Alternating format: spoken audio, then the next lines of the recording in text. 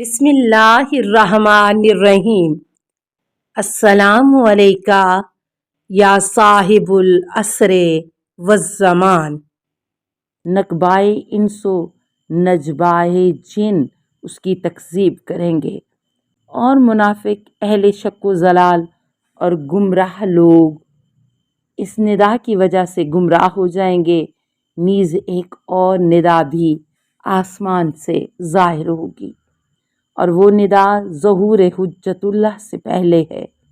کہ جس کا شمار حتمی علامات میں سے ہے جو کہ ضرور واقعہ ہوگی۔ جو ندا 23 ماہ مبارک رمضان کی رات کو آئے گی، کہ جسے سب زمین کے رہنے والے مشرق عالم سے لے کر مغرب تک سنیں گے، اور اس کا منادی جبرائیل ہوگا جو کہ بلند آواز سے ندا کرے گا، الحق مع علی و شیعتہ، حق علی اور اس کے شیعوں کے ساتھ ہے، اور شیطان بھی دن کے وسط میں زمین و آسمان کے درمیان ندا کرے گا، کہ جسے سب لوگ سنیں گے، کہ الحق مع عثمان و شیعتہ، کہ حق عثمان اور اس کے شیعوں کے ساتھ ہے۔ تیسری علامت، وادی یابس سے سفیانی کا خروج، یعنی بے آب و گیا بیابان، جو کہ مکہ اور شام کے درمیان ہے، اور وہ شخص بدصورت جس کے منہ پر چیچک کے داغ اور 4 شانے زرد آنکھوں والا ہے، اور جس کا نام عثمان بن عنبہ ہے، اور وہ یزید بن معاویہ کی اولاد میں سے ہے، اور اس ملعون کا 5 بڑے شہروں پر تصرف ہوگا، جو کہ دمشق، حمص، فلسطین، اردن اور تفسرین ہیں۔ پھر وہ بہت سا لشکر لے کر اطراف و جوانب کی طرف بھیجے گا، اور اس کا بہت سا لشکر بغداد اور کوفہ کی طرف آئے گا، اور وہ بہت قتل و غارت اور بے حیائی ان میں کرے گا، اور کوفہ و نجف و اشرف میں بہت سے آدمی قتل ہوں گے، اور اس کے بعد اپنے لشکر کے ایک حصے کو شام کی طرف روانہ کرے گا، اور ایک حصے کو مدینہ منورہ کی طرف بھیجے گا، اور جب وہ لشکر مدینہ میں پہنچے گا تو 3 دن تک قتل کرے گا اور بہت سی خرابیاں کرے گا، اور اس کے بعد مکہ کی سمت روانہ ہوگا، لیکن وہ مکہ نہیں پہنچ سکے گا، اور جو حصہ شام کی طرف جائے گا، اور راستے میں ہی حضرت حجت اللہ کا لشکر اس پر ظفر و کامیابی حاصل کرے گا، اور ان تمام کو ہلاک کر دے گا، اور ان کے اموال غنیمت میں مکمل تصرف کرے گا، اور اس ملعون کا فتنہ اطراف بلاد میں بہت زیادہ ہوگا، خصوصاً دوستان و شیعان علی بن ابی طالب علیہ السلام کی نسبت، یہاں تک کہ اس کا منادی ندا کرے گا کہ جو شخص ایک محب علی علیہ السلام کا سر لائے وہ 1000 درہم لے جائے۔ پس لوگ مال دنیا کی تمام میں ایک دوسرے کے حالات بتائیں گے، اور ایک ہمسایہ دوسرے کے متعلق بتائے گا کہ یہ علی بن ابی طالب کا دوست ہے۔ خلاصہ یہ ہے کہ یہ وہ لشکر کا حصہ ہے جو مکہ کی طرف جائے گا۔ جب زمین بیداہ میں پہنچے گا، جو کہ مکہ اور مدینہ کے درمیان ہے، تو اس زمین میں خداوند عالم ایک فرشتے کو بھیجے گا، اور وہ چیخ کر کہے گا کہ اے زمین ان ملعونوں کو اپنے اندر جذب کر لے۔ پس وہ سارا لشکر جو 3 لاکھ کے قریب ہوگا، وہ اپنے گھوڑوں اور ہتھیاروں سمیت زمین میں دھنس جائے گا، سوائے 2 آدمیوں کے جو ایک دوسرے کے بھائی اور گروہ جہنیہ میں سے ہوں گے،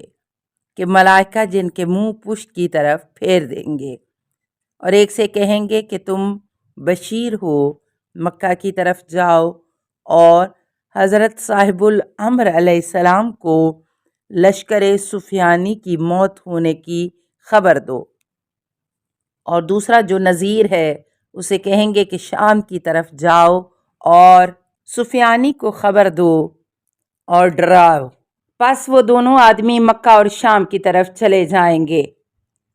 جب سفیانی یہ خبر سنے گا تو شام سے کوفہ کی طرف چل کھڑا ہوگا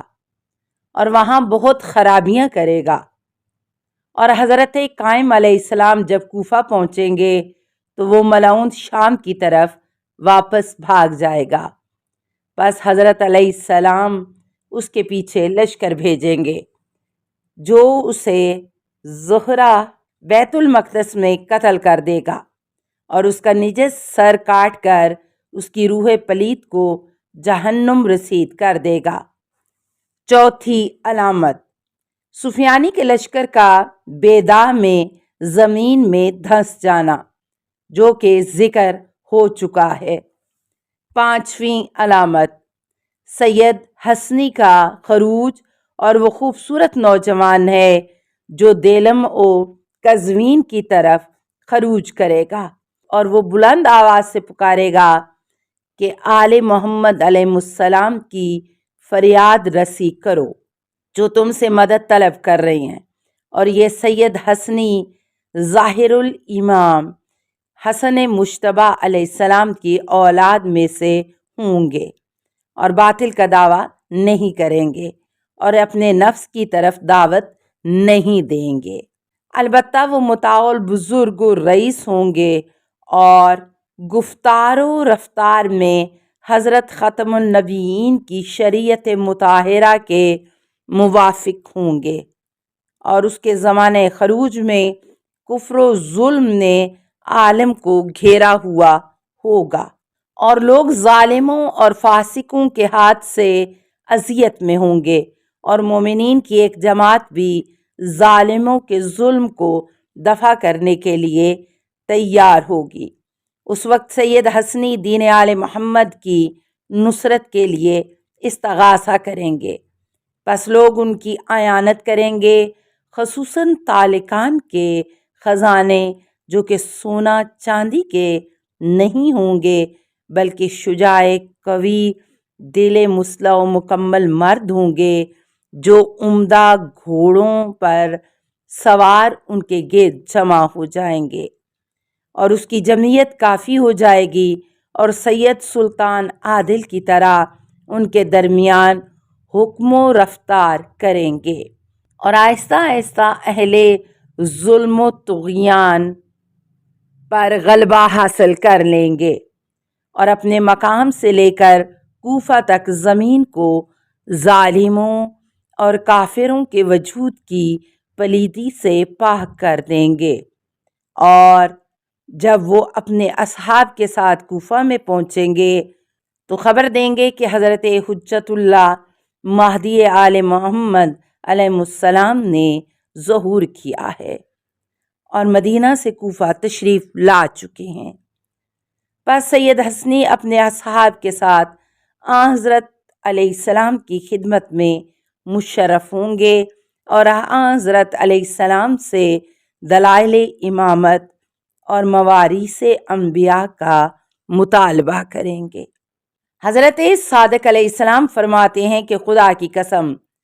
وہ جوان حضرت علیہ السلام کو پہچانتا اور یہ جانتا ہوگا کہ آپ حق پر ہیں، لیکن اس کا مقصد یہ ہوگا کہ آپ علیہ السلام کی حقانیت لوگوں اور اپنے اصحاب پر ظاہر کرے۔ پس حضرت علیہ السلام دلائل امامت اور مواریث انبیاء اس کے لیے ظاہر کریں گے۔ اس وقت سید حسنی اور اس کے اصحاب آپ علیہ السلام کی بیعت کریں گے، سوائے اس کے اصحاب میں سے تھوڑے لوگوں کے جو 4000 زیدی ہوں گے کہ جنہوں نے قرآن اپنے گلے میں حمائل کیے ہوں گے اور جو کچھ دلائل و معجزات دیکھیں گے انہیں وہ جادو پر حمل کریں گے اور کہیں گے کہ یہ بہت بڑی باتیں ہیں اور یہ سب جادو ہے جو انہوں نے ہم کو دکھایا ہے۔ بس حضرت حجت اللہ علیہ السلام جتنا واعظ و نصیحت انہیں کریں گے اور جتنا اظہار اعجاز فرمائیں گے ان میں وہ اثر نہیں کرے گا، تو آپ 3 دن تک انہیں مہلت دیں گے، اور جب آپ کا واعظ و نصیحت اور جو کچھ حق ہے اسے قبول نہیں کریں گے تو حکم دیں گے کہ ان کی گردنیں اڑا دو، اور ان کی حالت بہت مشابہ ہے خوارج نہروان کے ساتھ، جو کہ جنگ صفین میں حضرت امیر المومنین علیہ السلام کے ساتھ موجود تھے، جو کہ آسمان میں طلوع کرے گا، اور دوسری روایت میں ہے کہ چہرہ، سینہ اور ہاتھ کی ہتھیلی چشمہ خورشید کے نزدیک ظاہر ہوگی۔ 8ویں علامت 15 رمضان کو سورج گرہن اور اس ماہ کے آخر میں چاند گرہن کا لگنا۔ 9ویں علامت وہ آیات و علامات ہیں جو کہ ماہ رجب میں ظاہر ہوں گی۔ السلام علیکہ یا صاحب العصر والزمان، الامان الامان الامان من فتن الزمان، السلام علیکہ یا خلیفۃ الرحمن، السلام علیکہ یا امام الانس والجان، السلام علیکہ یا مظہر الایمان، السلام علیکہ یا شریک القرآن، السلام علیکہ یا قاطع البرہان، السلام علیکہ یا امام زماننا ھذا اجل اللہ فرجک وسہل اللہ مخرجک وظہورک، السلام علیکہ ورحمۃ اللہ۔ اللہم صلی علی محمد و آل محمد۔